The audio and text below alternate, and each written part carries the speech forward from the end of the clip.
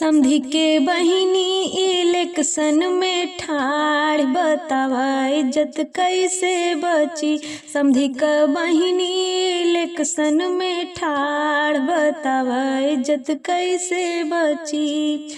गली गली ओट मंगई गुंडन से नोट मंगई, गली गली ओट मंगई गुंडन से नोट मंगई। ओत मांग थी लमहर भतार, बतावा इज्जत कैसे बची। ओत मांग थी लमहर भतार, बतावा इज्जत कैसे बची। दुल्हे का बहिनी इलेक्शन में ठाड़, बतावा इज्जत कैसे बची।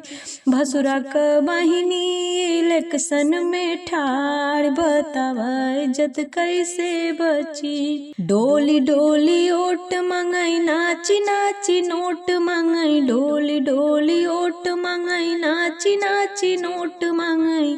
ओत मांग थी लमहर भतार, बतावा इज्जत कैसे बची। ओत मांग थी दो ठे यार, बतावा इज्जत कैसे बची।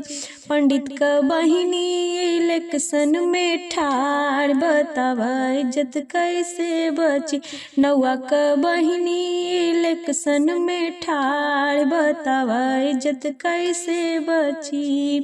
गली गली वोट मंगई गुंडन से नोट मंगई, गली गली वोट मंगई गुंडन से नोट मंगई।